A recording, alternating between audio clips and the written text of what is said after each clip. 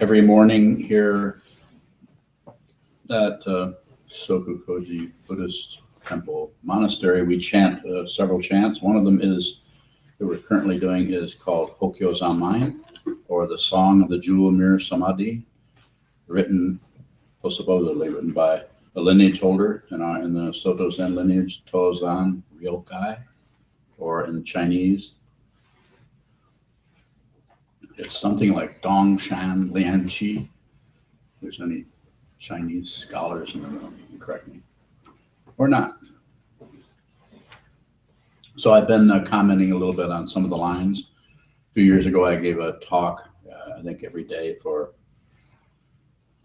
12 days or something like that on the whole thing. And I thought about going back and reading those, so that way I could just use that as reference material, because I have no idea what I said. And I don't have any idea what I'll say today. But each one of these lines are the idea is to help you see more clearly how you're working with your mind, how you work with the world. I think this is written in the 8th, 9th century, so a long time ago in Chinese. It's been translated, of course. And there's lots of lines, and they're all little nuggets in themselves. And the one we worked on yesterday, it's not within the reach of feeling or discrimination. How could it admit of consideration and thought? That pretty wipes out your whole agenda right there. What were you going to do with that? You can't think about it. You can't feel it. You can't sort things out. So good luck. But the next line, we worked on that yesterday. That particular one, and today is a little bit more ordinary. Ministers serve their lords. Ministers serve their lords. So it's not within the reach of feeling or discrimination. How could it admit of consideration and thought? We're talking about being able to see the absolute nature of our life in this world. And the next line, ministers serve their lords. And then a line after that, children obey their parents. So what it's doing is it's going back and forth. It's taking our desire to see what is see the absolute, see the underlying nature of this, the truth, the absolute truth of this world, ourselves.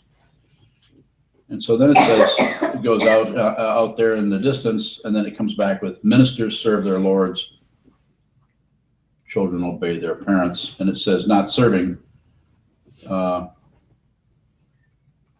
not obeying is not filial, and not serving is no help. So it's a very pragmatic, practical thing that everybody's dealing with all the time. And so what this is saying is, is rather than look into some kind of idea about the ultimate or idea about the truth, or try to get your mind to go into some other area where you have a great experience of the great insight, a great experience of oneness, of no separation, and on and on. It's saying ministers serve their lords. What does it say? It's saying function, function, function, function. If you function, if you just function, then you begin to see the fundamental nature of the relative truth, and you begin to see the absolute within that. The last line there, just to continuous way. It says, practice secretly, working within like a fool, like an idiot, because that's how you feel if you do this. You'll feel foolish. That's the idea. Ego does not want to feel foolish. You can spend your whole life shoring up a false self. People do it all the time. So just to continue in this way is called the host within the host. So it's the host within the host. Ultimate host, relative host within the ultimate host. Just a way of talking, a way of using relative terms, words, to help us see that there's something, you could say, or again, a relative term, something that's much, much deeper. And so the depth of it is, of course, relative. How are we going to do that? You might say, without digging intellectually. Well, we're gonna do that too. We're going to study the teachings. We're going to study the concepts. We're going to look at all of the the ideas that have come down to us through the centuries from meditators about how this structure works.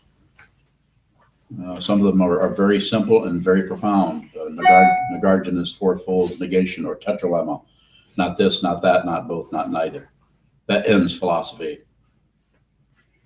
Unless you want to argue with it, I suppose you could spend a lot of time doing that. It might be kind of uncomfortable.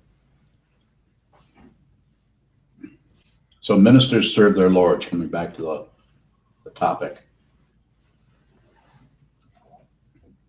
The other word that we hear in Zen is chop wood, carry water.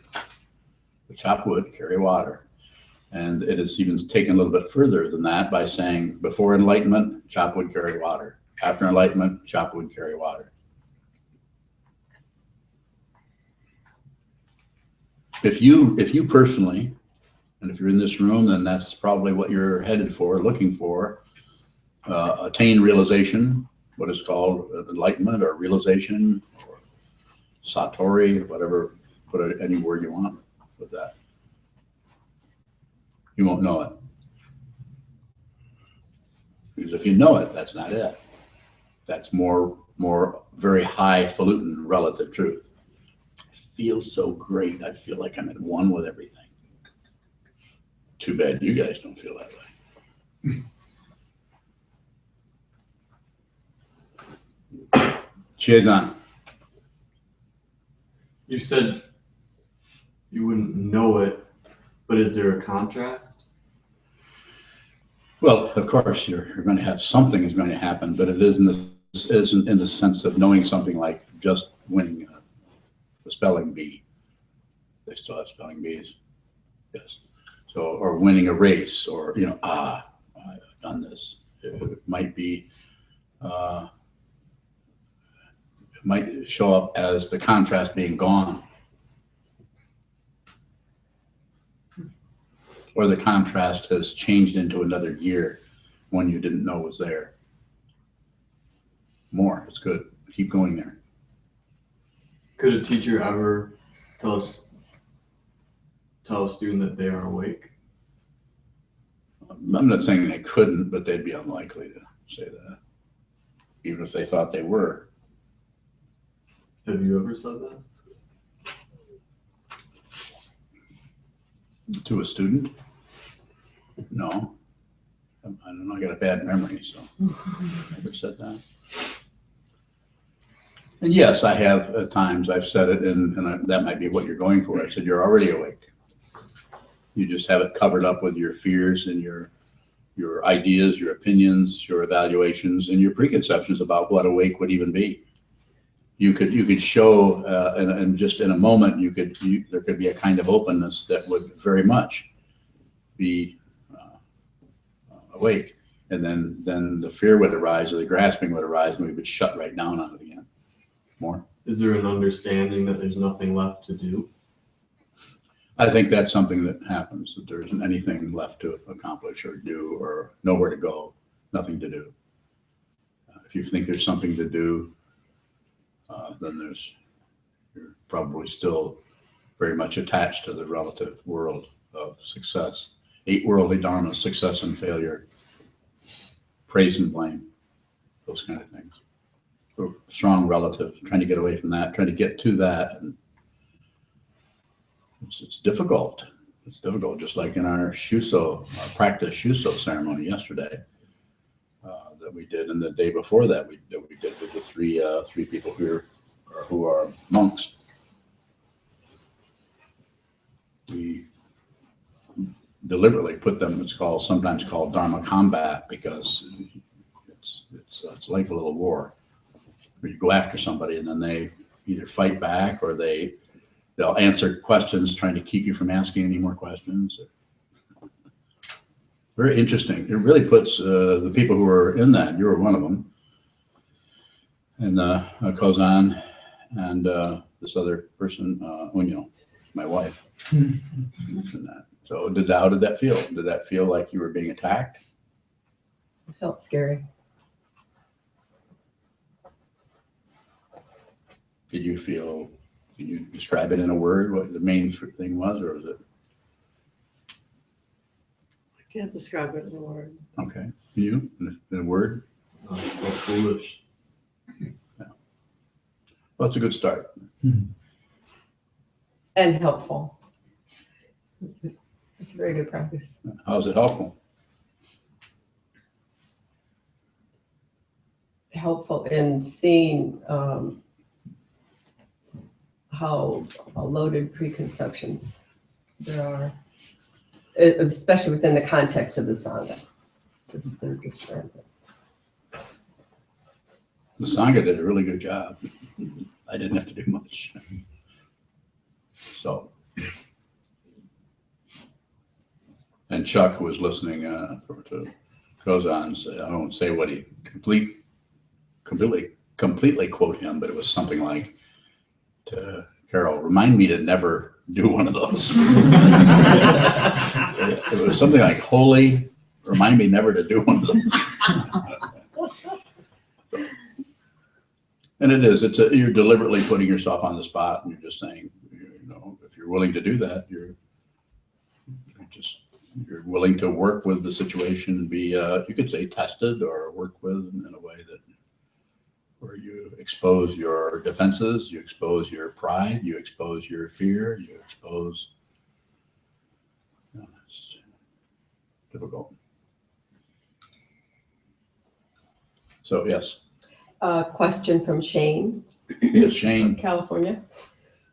How do ministers not serve their lords? What does not just functioning look like? That's good. It's not doing what the things that are in front of you, the very fundamental things that are in front of you, to try to abandon your relative situation, thinking there's a higher relative situation, that there's some other. I'm not going to serve my Lord. I'm going to find another Lord and serve him or her. Or serving is no good. I don't need to be serving. I need to be working on my kung fu.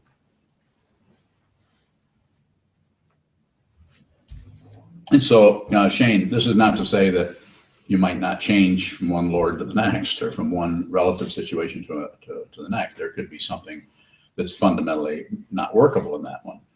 But the idea is to have an understanding that there needs to be a strong, workable, mundane foundation for realization. You cannot live in the heaven realm. You have to have your feet on the ground. You have to actually you have to acknowledge gravity so that you can actually have a mind like a blue sky. You have to be here. So it's joining heaven and earth. This is this isn't the best example of it, but Ikebana idea is to join heaven and earth with the three elements there, heaven, earth, and man.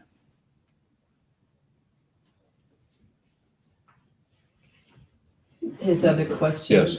What does not just functioning look like? Well, it would be moving out of any kind of obligation to serve, or obligation that naturally comes up, trying to move out of that so that you are relatively free. A lot of people really want to be relative, especially young people, teenagers. I just got to be me. How about you guys? Did you just have to be you? I just have to be me. I have to express myself. We're not saying that's something that's incorrect, but all of us have to go through that. If you're turning 13, very likely that's kind of where you're going to be at. It's called childhood. But at some point,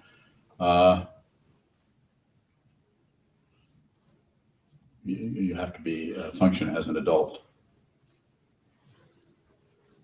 But it also says not obeying is not filial. So children obey their parents, and they should. It's not a democracy. Hopefully you have a parent that has not been horribly mistreated so that they can make it workable for you. Sometimes the karma works in that. The cause and effect gets so scrambled up that people are at the short end of the stick sometimes, even when they're 2 or 3 years old. That does happen. Questions? Tim? The host within the host, Yes. That's not a word. Is that a word I should recognize from Oh. teachings elsewhere? Host, Yes. the idea of a host, or, like sometimes I say, or other people say, when you're sitting and you're working with your mind, just be a good host. Let things come in. Be a good hostess. Let things. So the host, the fundamental host of this entire, there's a host within the host. There are lots of ways of talking about that can get very obscure and very esoteric. But my way of understanding it is it's just the absolute within the relative. There's a host and a guest. In order to have a host, got to have a guest. In order to have a student, got to have a teacher. More? That's a good question. You want to go any further with it? Yeah. So It just seemed a strange word to me. Host in this context. Well, it's also translated out of ancient Chinese, Japanese. So, but it's used. Host and guest is used quite often, especially in the Chinese teachings. Host and guest. Yes. How do you just function when you're on the path? How do you just function? Keep your agreements. You agree to function as if you agree to be the doshi, be there. If you agree to be the doan, be there. If you agree to be a student of talking about the Dharma, the path of the Dharma, the Buddha Dharma, right? That path. Then if you have a teacher, keep your agreement with that teacher. In this case, this person. What is that agreement? It depends. You're sewing robes to be a monk, so you're just about to donate your life to everybody else. You want to stop sewing? I mean, it really are. I mean, it's not a being at the mercy of it. You don't have to give up, surrender your intelligence, but you have to really start to put other people before yourself, starting with your own relationship, the person right behind you there. You have to put them first. This doesn't mean cave, but it means actually reprioritizing the situation so you can you can see your own desire to be first, to have your way, to get what you want, and give in. Give, as my teacher, Trungpa Rinpoche, who was so good at using the language that he was not born with, American English, he said, give an inch. It's a very good one. Same thing with a teacher. It might be a little bit easier sometimes because we have so much idealism around the teaching person. Sometimes, and it's a projection. More?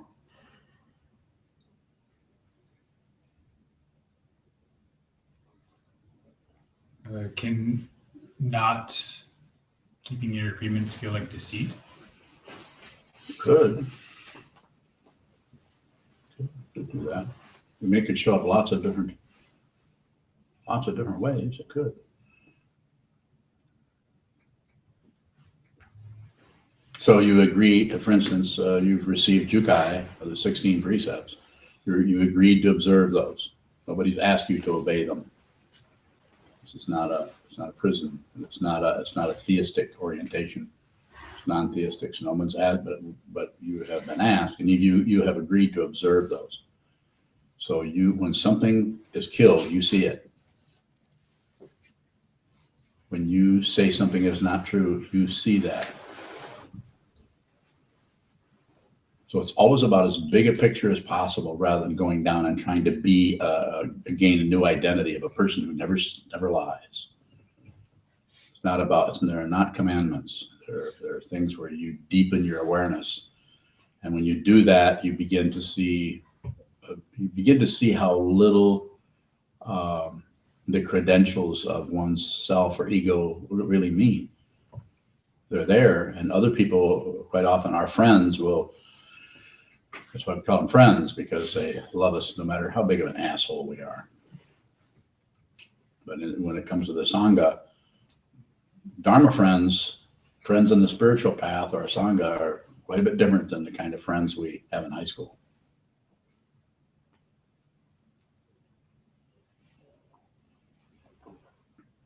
Liam. How do you just function and know you're just functioning if you're dysfunctional?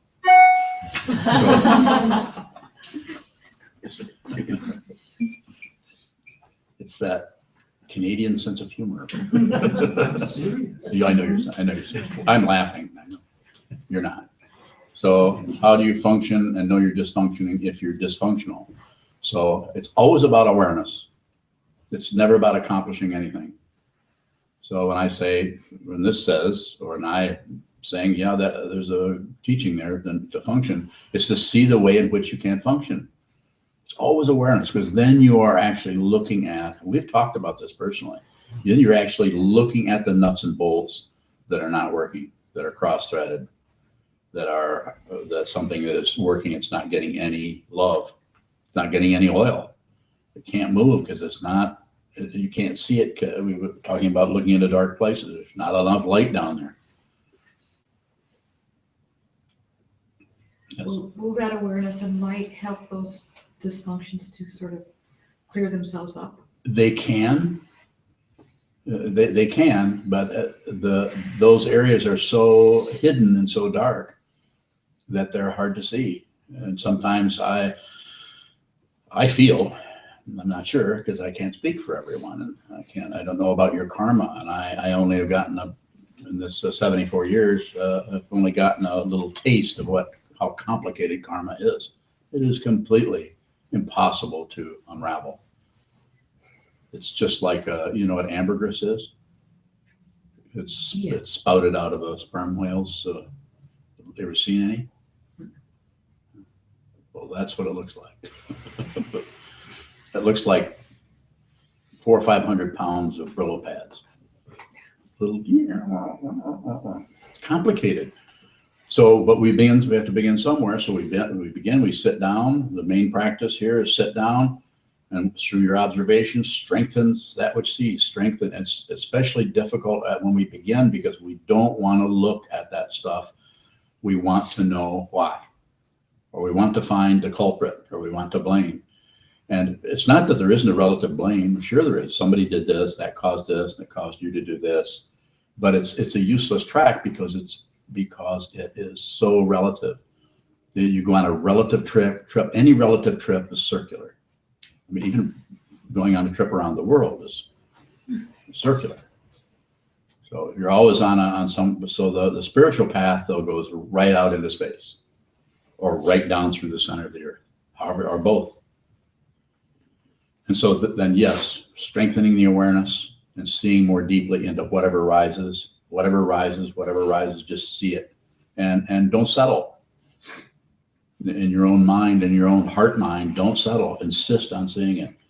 It's a transcendental kind of stubbornness that I'm going to see this if it's, as they say, the last thing I do.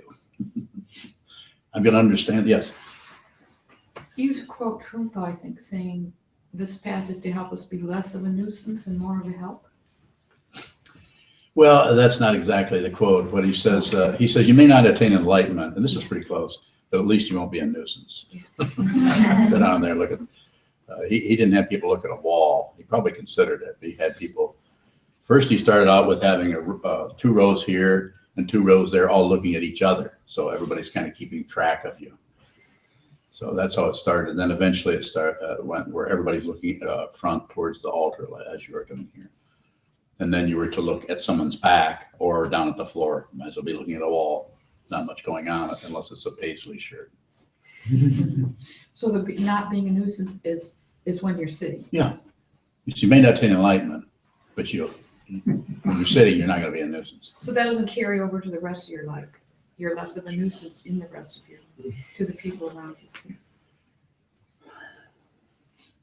Maybe. Are you talking about what I think about it, or what I think about what he's thinking about what you're thinking? No, what you think about. What I'm thinking about what you're thinking? No, what you think about. What he said. Yeah. Yeah, I agree.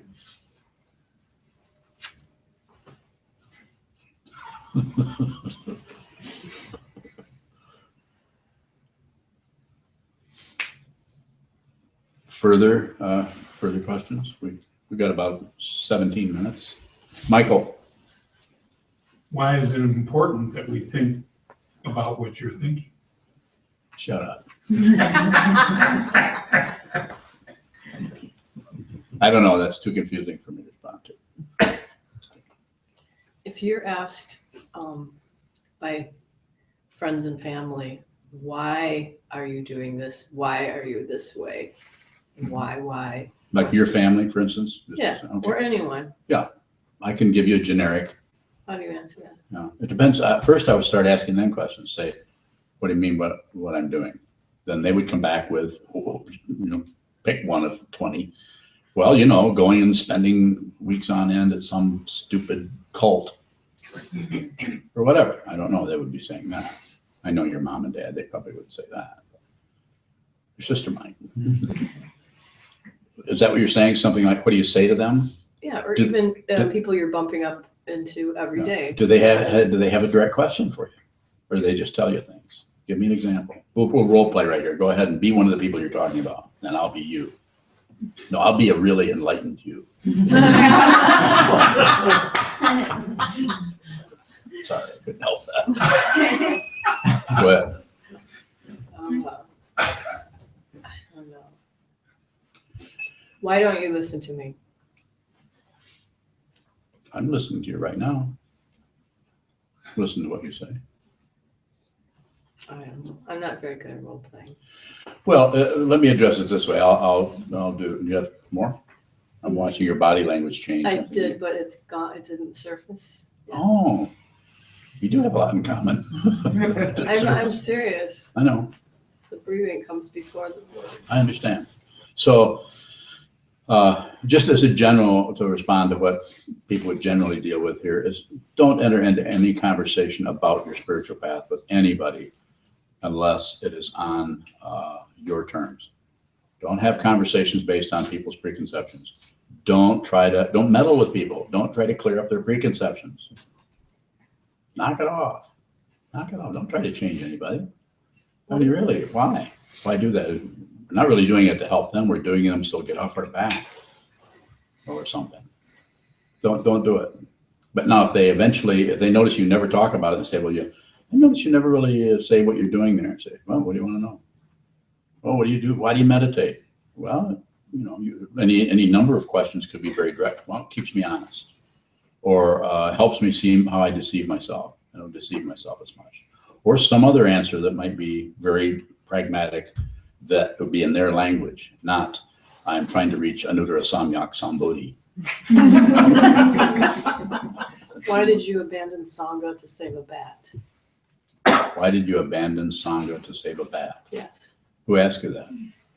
A Dharma family. The Dharma punk? Yeah.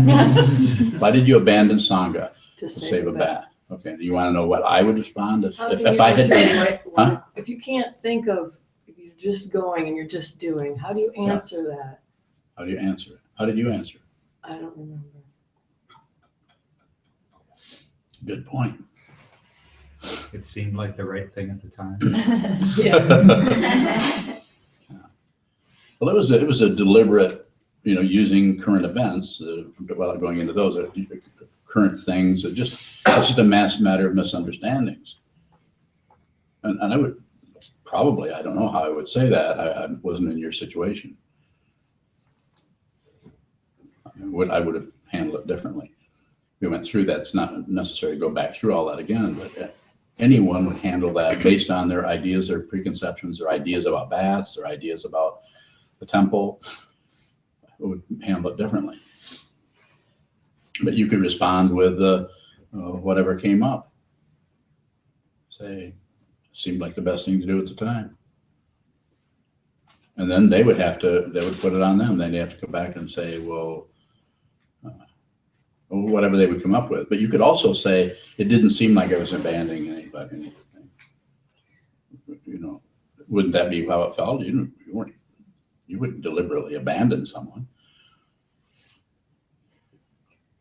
Another question. But one thing I can say, since you're asking about that, you did not ask me. You told me what you were going to do. Am I correct? I left a message on the phone with you Be careful. asking.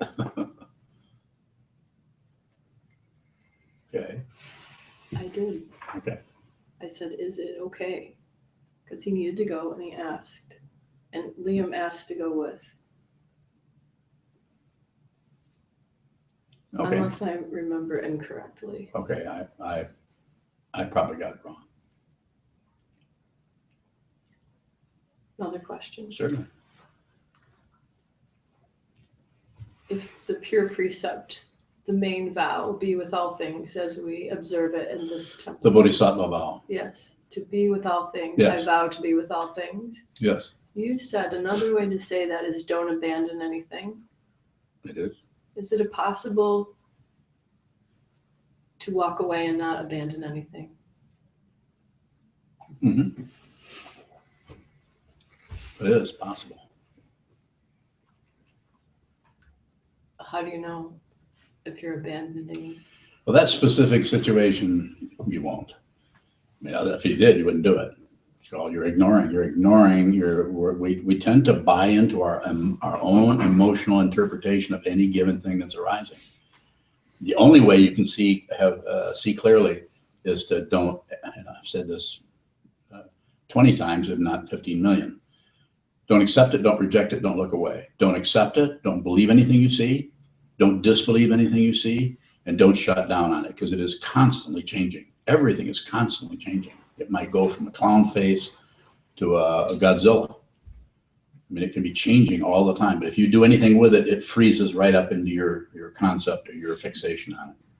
Very difficult because then ego or self-centeredness or the me feeling or your identity comes along and seals the deal. Yep, that's right. That's what it is. Now I know, finally.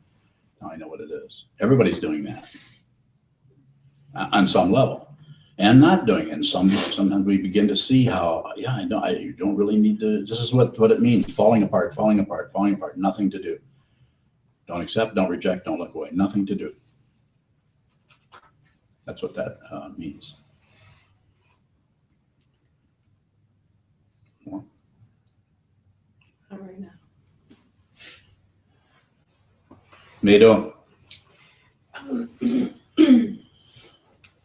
In this poem, the children serve their parents and ministers serve their lords. Children obey their parents. Children Ministers. obey Yes. their parents. Yes. Ministers serve their lords. What about the lords and the parents? What about Do them? they serve? Do they obey? Or are they given a free ticket? Are they? The assumption about a free ticket, and I'm not saying you're doing that, but the assumption about the free ticket means the view is not big enough. The view has to be really big to see that the Lord needs to be served, and the parent needs to be obeyed. Boy, that's hard though. When I met Trungpa Rinpoche, that was probably the hardest thing to realize. I was going to have to do what he said, no matter what I thought about it. And I kept on thinking things about it. This sucks. I don't like this Sangha. I don't like any of his students, and I'm one of them. I hate them. They're assholes. Not all. There was a couple of people in there, but generally speaking, it just made it really difficult to function. But I was so stubborn about it. I was determined I was going to function in that situation. Now, if you come back to somebody who, it's difficult because if I go back into my past when I was a child, I was mistreated. You were mistreated, if you don't mind me saying that. Other people were mistreated. We have to be very careful about doing any blame there because it derails for lifetimes. It can derail your spiritual path into blame. It's so difficult because it looks like somebody needs to pay for this. Thank you. If you're just functioning, is it possible to do the wrong thing? Yeah, I mean, right or wrong are going to happen. We don't have that much say so about relative situations. Just like with the thing with the bat and so on.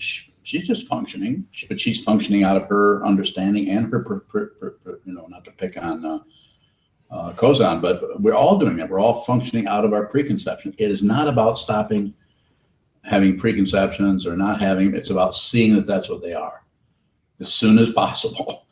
As soon as possible. So, and as far as right or wrong, basically that just comes down to helpful or harmful. And sometimes it's helpful in a small way, but it's harmful in a big way. Yeah, so I wouldn't say that what she did was wrong. I don't think there's anything wrong with it. It's just the way anybody, it's just the way people are working with the energy that is arising from them out of beginningless time that causes and conditions. Just like when someone, an adult, mistreats a child, it's not like they're doing something wrong. It's coming out of extreme suffering of the adult and whatever contract is going on with that parent-child situation. Not easy. It's not a quick fix. It needs something that I'm going to be talking about pretty soon. It's called patience. Patience is not waiting for something. Is patience open space? Could it be? Listen to the talk when I give it. I don't know when it's going to be, but it's a ways off. A question from Chick May up in Traverse City. Man. In the beginning of the Diamond Sutra, the Buddha begs for his food, eats, and then sits. Is he serving his Lord? He sure is. He sure is.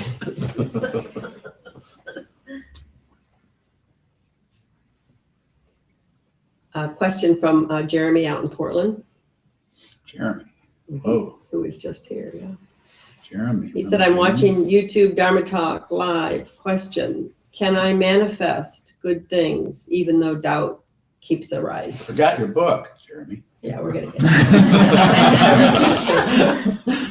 it. Dora's going to take it. Doris, she's here. She's going to take it too. So what was the question again? He asks, can I manifest good things even though doubt keeps arising? Yeah. Well, the very nature of consciousness is a relative situation that we're in as living beings. So doubt is just part of that. Doubt is tied in with fear and not knowing, not the doubt that this is true or that will happen. Doubt that we're going somewhere that will have success. Either success on the path or success in finding lunch. So it's just a matter of continuing to go, continuing to function.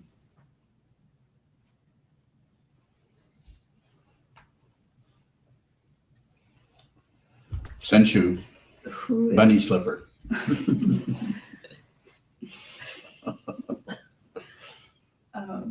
Who is the Lord and who is the parent? So in this situation, the parent would be very family, child is using that image, but it could be lots of different images that have someone who's in charge and someone who's learning, or a student, teacher student. And the Lord would be the person who is again, in charge of the situation or go ahead. Who do we serve and who do we obey if self and other is seen through? Okay, then there isn't any, or there's no separation anymore. So there's no longer, you might teach out of doing that, but as far as the actual, you're completely alone.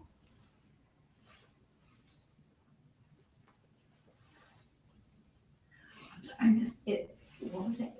I missed the end of the question. Ask it again. Who is served and who is obeyed if we see through self and other? So we see through it. So that we see you're not separate from what you're obeying, and you're not separate from whoever is obeying you. There's no separate. It's in the Buddhist tradition, is sometimes called meeting of the minds, where you see that your mind and the teacher's mind are no longer separate. Common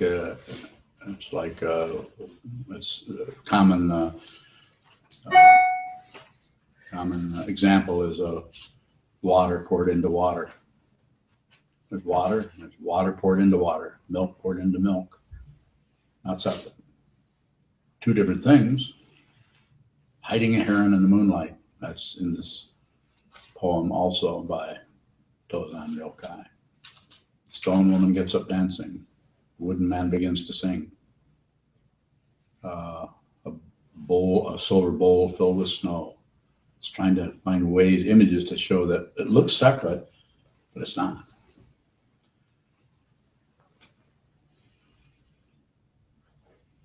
More?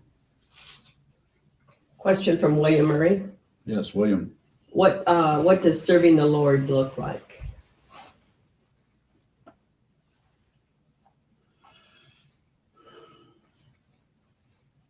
I think there's lots of ways of talking about that where it could even look different, but it would just be functioning, just doing what needs to be done next, relative to whatever context you find yourself in. It's looking at relative truth and just working with that right where it's at. Serving the Lord. You need new windows. You make new windows for your house. Need plastic on the outside, use plastic. If you know somebody who knows how to make storm windows, then get them to make them. So the Lord might be seen as your situation. Right? Yes. Yeah. Sir, for sure. Whatever your situation is, that's it. My way of saying it is when you're sitting, whatever arises, that's what you need to see. But whatever's coming to you in your life that's what you need to look at. That's what is here. This is not chance. Of course it's chance. It's not. Yes. It's both chance and not chance. Stephen. I got a question from my dad. I know your dad. Yeah, I know. So he says, is serving your Lord part of not judging anything? And then he says, how much is non-judgment tied into consciousness? It's not about not judging, because judging is just part of the way the mind works. It evaluates and says, this is high, that's low. Then it adds on something else, a second lamination that high is good, low is bad. So it keeps on taking it on and on and on. So it's only about seeing the judging. It's not about doing away with judging. We're not trying to stop people from thinking and be dodos or rocks. Tim? But we're encouraged to be fools and idiots. Yeah. No, not exactly. Ask a question. That was a statement. I'm trying to reconcile. So what you were just talking about, the judgments and the layers of judgments. To me, that sounds like a lot of work, active, and I associate seeing through that with kind of an academic exercise. Ask me a question. I understand what you're saying. The fool who's simply chopping wood doesn't seem like the person who is here's what seeing things and then deconstructing them. But here's what this teaching, and my understanding was this, it says, practice secretly working within. In other words, don't talk about your practice, how you're doing or what. And like a fool, it didn't say we're a fool. It just said you will feel if you're practicing secretly working within, because ego does not want to be discovered. And ego's message to you is this foolish? You shouldn't be doing this. What are you doing? Wasting your time? You're looking at a wall. How do you think this looks to people? Like an idiot. If somebody came and saw what you're doing, they'd put a straitjacket on you, haul you off and lock you up. So it's how you feel about it. Actually, it's not. It's the death throes of ego saying, I don't want to be discovered. I don't want to find out I don't want consciousness to find out that I'm an illusion, that I'm not real. So I have to keep kicking up the dust and making a mess, making a fuss. So it's not about actually being a fool. Someone who is a fool or an idiot, we have compassion for them and work with them where they're at. Try to give them something to do or something to work with. But our own feeling, it's like a fool. Like you tend to feel like that. If you practice a lot, it gets more and more ridiculous because the illusion of separation starts to collapse. Is that helpful? Yes. Is there something? If I had to put it in the form of a question, is there a way of being in the world where there's less preconception going on, or should we not worry about that? Just deal with it? I don't think so. The only way you could do that is to go to sleep and maybe hit yourself in the head with a hammer. Because then you just feel so much pain that the preconception would just be kind of way in the back row of the auditorium. But it's not about seeing less or getting less of it. Actually, the more awake or more awakened you are, the more you see how the world is very busy preconceiving everything. Everywhere you look, you see confusion, preconception, warfare. It's all over the place. And so you may be doing less. It's possible, but your awareness of your own situation would be you'd have so much in the spotlight that it's like water. It'd probably start evaporating, but you'd be able to see all around you, see very clearly how other people are, other situations and so on. Does that make sense?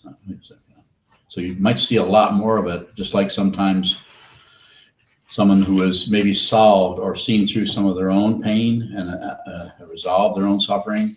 When you've done that, the awareness that did that is so strong that you begin to see all the pain around you. The people you actually didn't want to be around because they're irritating. The irritation is still there, but you begin to see how deep their pain is, and that's why they're irritating, because they're trying to get out of their pain. So your awareness would go deeper into everything, everywhere. So you might see a whole lot more preconception. Just wouldn't belong to anybody, because at the same time you see there's no self here, you see there's no self anywhere. Even the people who are making terrible messes of their lives and other people's lives and meddling and being outrageous in that way, there's no self there either. But it doesn't stop the pain. We have nerve endings. It's difficult. More? Welcome. Anyone else? Chickmay has one, but we're out of time. Getting. What's this question? In my role as a teacher of young children, obedience is important for safety, but it can also impede development by restricting independent functioning. Takes away the opportunity to experience things for oneself, and it can undermine confidence. What is different about how you teach obedience?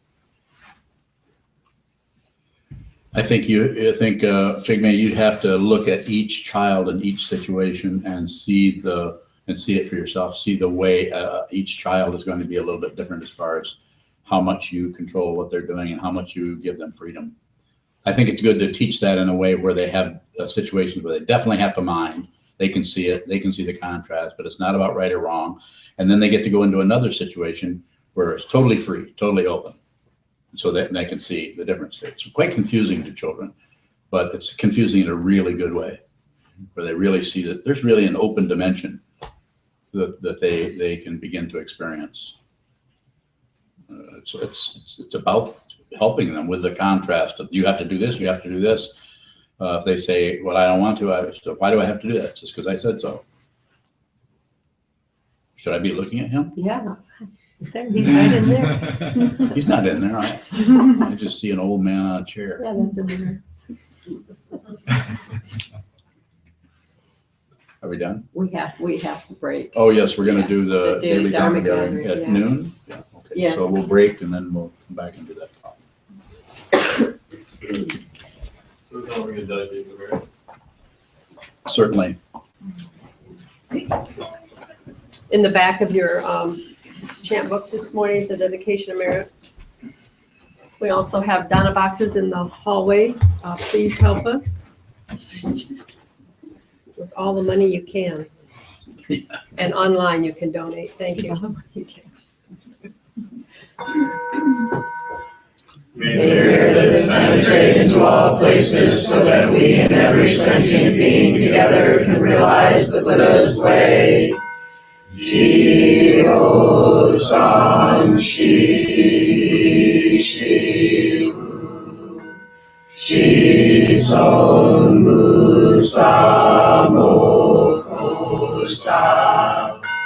Moko-ja-mo-ro-ni.